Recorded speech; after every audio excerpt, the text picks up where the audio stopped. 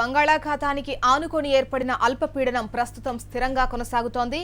రానున్న 24 గంటల్లో మరింత బలపడి తీవ్ర అల్పపీడనంగా మారుతుందని వాతావరణ శాఖ తెలిపింది. దీని ప్రభావంతో గడిచిన 24 గంటల్లో కోస్తా వ్యాప్తంగా విస్తారంగా వర్షాలు కురిశాయన్న అధికారులు మరో 24 గంటలు వాతావరణం ఇదే విధంగా ఉంటుందన్నారు. మరోవైపు నైరుతి రుతుపవనాలు కూడా చురుగ్గా మారడంతో కోస్తాతో పాటు తెలంగాణలో పలుచోట్ల వర్షాలు కురిసే అవకాశం ఉందని చెప్పారు. మరిన్ని వివరాలు మా రిపోర్టర్ శ్రీరామ్ అందిస్తారు. పశ్చిమ మధ్య వాయువ్య బంగాళాఖాతం వద్ద ఏర్పడిన అల్పపీడనం ప్రస్తుతం స్థిరంగా కొనసాగుతోంది. ఇది మరింత బలపడి తీవ్ర అల్పపీడనంగా మారుతుందని విశాఖ వాతావరణ కేంద్రం అధికారులు అంచనా వేస్తున్నారు.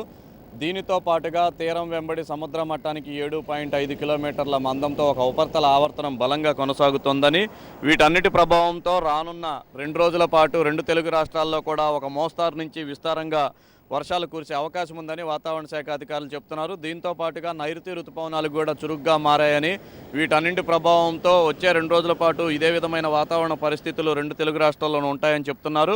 ముఖ్యంగా కోస్తా జిల్లాల్లో దీని ప్రభావం చాలా ఎక్కువగా ఉంటుందని, అనేక చోట్ల ఒక మోస్తారు నుంచి భారీ వర్షాలు కురుస్తాయని, 1-2 చోట్ల అతి భారీ వర్షాలు కూడా కురుస్తాయని వాతావరణ శాఖ అధికారులు చెప్తున్నారు. ఈ అల్పపీడనం తీవ్ర అల్పపీడనంగా మారనున్న నేపథ్యంలో ప్రస్తుతం సముద్రం కొంత అల్లకల్లోలంగా ఉంది. ఇది పశ్చిమ మధ్య బంగాళాఖాతం నుంచి ఉత్తర దిశగా ప్రయాణిస్తుందని కూడా వాతావరణ శాఖ అధికారులు అంచనా వేస్తున్నారు. ఉత్తర కోస్తాకు దక్షిణ ఒరిస్సాకు సమీపంలో ఇది కేంద్రీకృతమై ఉందని, ఇది మరింత బలపడుతుందని, దీని ప్రభావంతో వచ్చే 2 రోజుల్లో కూడా విస్తారంగా వర్షాలు కురుస్తాయని వాతావరణ శాఖ అధికారులు చెప్తున్నారు. గడిచిన 2 రోజులుగా రాష్ట్ర వ్యాప్తంగా కూడా విస్తారంగా వర్షాలు కురిశాయి. ముఖ్యంగా కోస్తా జిల్లాల్లోని చాలా ప్రాంతాల్లో కూడా ఒక మోస్తారు వర్షాలు కురిసినట్లుగా వాతావరణ శాఖ అధికారులు చెప్తున్నారు. 1-2 చోట్ల అతి భారీ వర్షాలు కూడా నమోదయ్యాయి.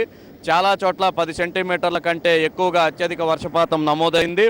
ఇదే విధమైన పరిస్థితి మరో 24 గంటల పాటు ఉంటుందని వాతావరణ శాఖ అధికారులు చెప్తున్నారు. ఈ అల్పపీడనం మరింత బలపడే అవకాశం ఉండటంతో దీని ప్రభావం మరికొన్ని రోజులు కూడా ఉంటుందని వాతావరణ శాఖ చెప్తోంది. ముఖ్యంగా ఉత్తర కోస్తా దక్షిణ ఒరిస్సాలపైన దీని ప్రభావం చాలా ఎక్కువగా ఉంటుందని, ఆ ప్రాంతాల్లో 1-2 చోట్ల అతి భారీ వర్షాలు కూడా కురిసే అవకాశం ఉందని చెప్తున్నారు.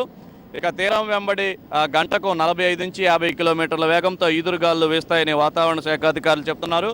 ప్రధానంగా దక్షిణ కోస్తా పైన దీని ప్రభావం ఎక్కువగా ఉంటుంది కాబట్టి ప్రకాశం, నెల్లూరు జిల్లాల్లో ఉండే ప్రజలు, ముఖ్యంగా తీర ప్రాంతాల్లో ఉండే ప్రజలు కొంత అప్రమత్తంగా ఉండాలని కూడా అధికారులు సూచిస్తున్నారు.